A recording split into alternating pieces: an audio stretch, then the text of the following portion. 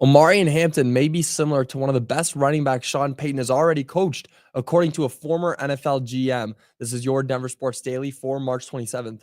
The biggest stories, the latest news. It's Denver Sports Daily. Ex-NFL general manager Mike Tannenbaum evaluated Omarion Hampton and compared him to one of the Sean Payton's former running backs and one of the best of them. I think he's going to see Alvin Kamara, Tannenbaum said when he was talking about Payton taking Hampton with the 20th pick. Now, Alvin Kamara, that's a big name. That's the player Sean Payton seems to be looking for when talking about a joker. I mean, Kamara was all over the field. Great running back, great pass catching running back, solid, pass blocking running back. All the things that you look for when you're talking about a joker. And honestly, when I hear the word joker, I don't think anything other than running back. That should be the person who can make the most of everything. You got your pass game, you got your run game, you can block when you need to. That's what they should be. And if Omarion Hampton is anything similar to Alvin Kamara, then he is a joker. Now, Kamara is one of the most successful, consistent superstars of this generation. So if Payton sees him in Hampton, I guarantee that'll be the guy Payton wants to draft. But then that brings up the neup question. What are the chances that Hampton falls to 20? And honestly, they're not very good. Multiple mock drafts have had him going before that. Now, that brings up the next question. Will Sean Payton trade up, or are the mock drafts all smoke? Will he stay there? Will he hope to get him? Or does he even not have his mind on Hampton? Is Hampton not the guy that Sean Payton's looking at? There's a lot of different things, especially as we get close to draft day. It's just going to get harder to tell what's real and what's not. The mock drafts are fun. They come out, they have very reasonable reasons for why each player gets drafted. But it's all, again, like every time it's changing. Like it's always changing. Like you could see Ashton Genty falling. You could see Omarion Hampton falling, but you could also see them both going in the top 10. It's all a crapshoot once you get to the draft. It really is.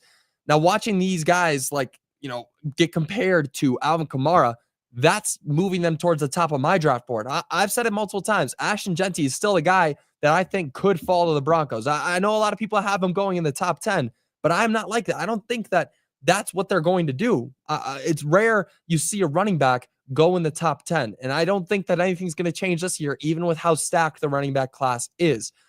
But Omarion Hampton, that's a different story. He could definitely fall to the Broncos pick. And then there's so many other running backs that you could get in this draft. If you really want a first-round running back, you've got options. You've got so many options. You got Quinshon Judkins, Caleb Johnson. All these guys are going to be solid, and they're going to be available at the 20th pick.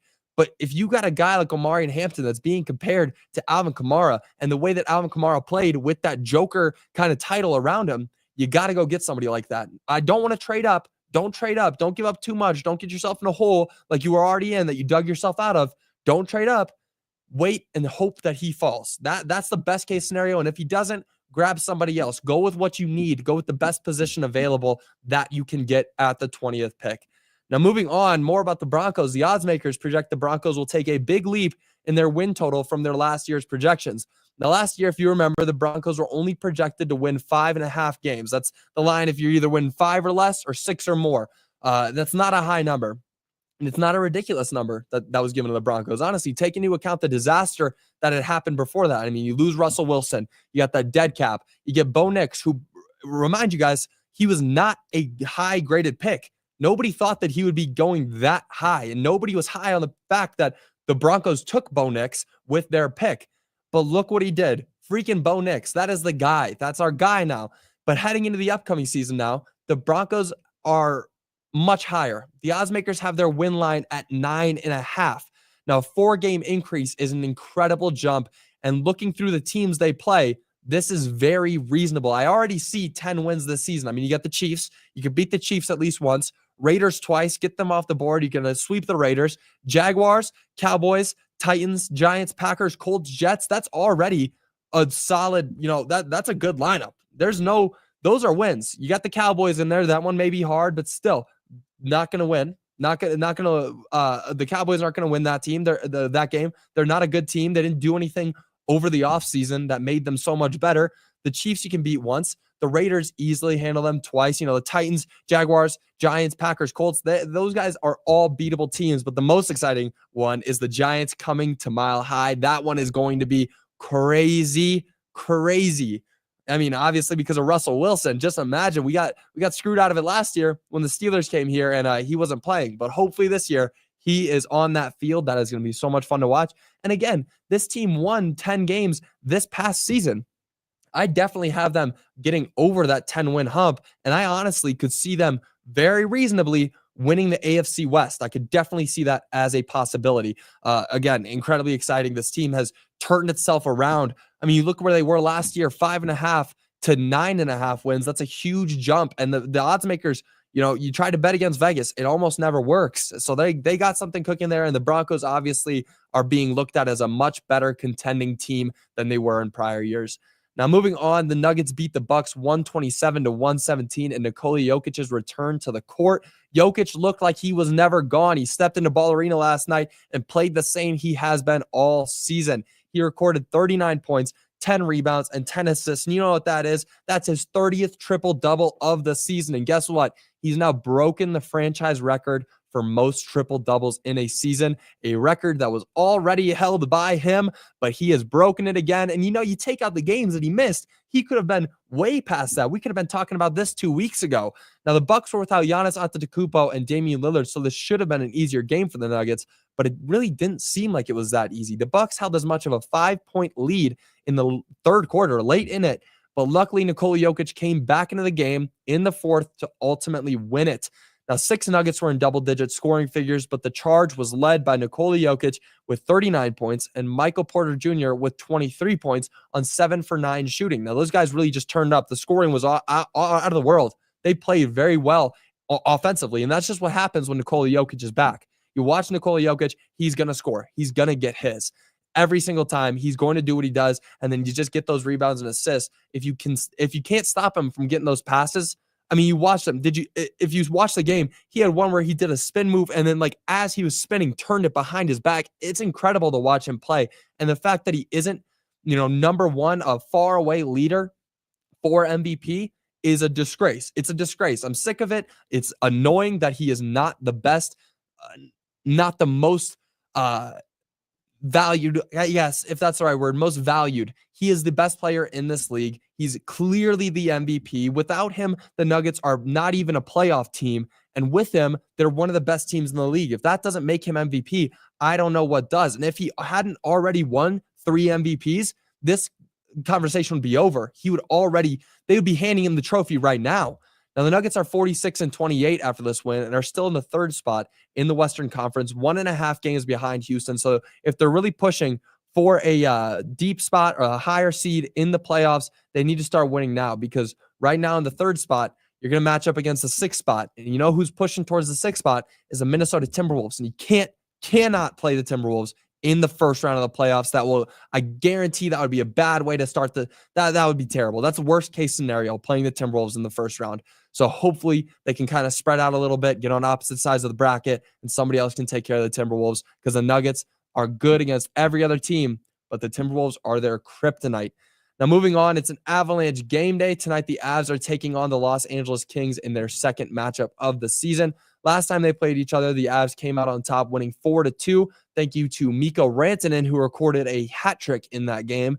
Now, the Avs are on a roll, winning their last 3 games and scoring 5 goals in each of them.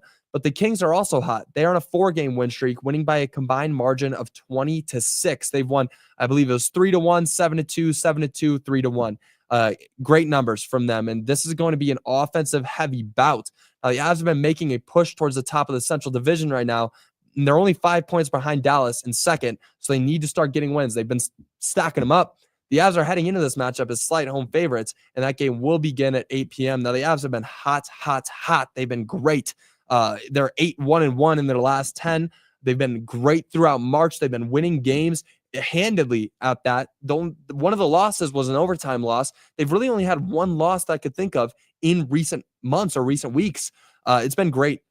It's been great to watch the Avs. They've been really rolling, and they're looking to make a deep push for the playoffs for the Stanley Cup. Now, that's it for your Denver Sports Daily. I do want to read some of your comments. Go Broncos country. Only go Bo Nix for 6. Love it. Love it. Travion, maybe. Hampton is a build-up runner. He has a decent burst, but his long speed is unexceptional, and no way I spend a first rounder on a guy who isn't a home run threat. Okay, yeah, no. A home run threat. That's fair. You want somebody who can break out and get long runs. That's not the most important thing in my eyes, at least for a running back. I don't want somebody who can break out for a 20-yard run and then the next 3 are, 1 yard run, 1 yard. Consistency is key. If you can go out there and get 4 yards, 3 yards every single play, that's winning football. You want somebody that you can go to on 3rd and 2nd, on 3rd and 2. You need somebody like that. And maybe a scrawny, fast, guy who can run 50 yards when you need him to isn't the best case scenario there. You got to go for somebody. Right now, the Broncos need a running back who is consistent. Mostly consistency is key in terms of running back. And that's at least my opinion on that one. Let's see. I'm all about Broncos beating the Raiders, but if Raiders get Genty in round 1 and one of the top 5 wide receivers in round 2, they're going to be pretty good. Imagine Geno, Genty, Bowers, Jaden, and Higgins. Fair. Yeah. No, the Raiders could turn it around. But do I have trust in the Raiders organization to make the right picks? No, I do not. I don't think that they're going to, make any big turnaround. They're not going to turn themselves from a very, very bad team last season to a great team this season, or at least a team that's able to compete with the Broncos. The Broncos are 1 year ahead of the Raiders if they do well, if the Raiders do well in this draft. You can't catch up to a team that's 1 year ahead of you all the time. If the Broncos make the right picks, like they most likely will in the draft, and they've already done some great things in the offseason, there's no way the Raiders are going to be able to compete with that. The stacked defense of this Broncos team, you think that the Raiders are going to be able to avoid that pass rush? I don't think so. Geno Smith is not going to be able to avoid that. But that'll do it for your Never Sports Daily. I will be back with you guys tomorrow, previewing a Nuggets game, recapping an Avalanche win, hopefully. And tomorrow, it's a big day. It is Rockies, season opener. They are starting the season out in Tampa Bay. Big day. Rockies baseball is finally back. Unfortunately, gosh, the Rockies are just terrible, aren't they? But that'll do it for your Never Sports Daily. I'll see you guys all tomorrow. Until then, y'all have a great rest of your day. Bye, y'all.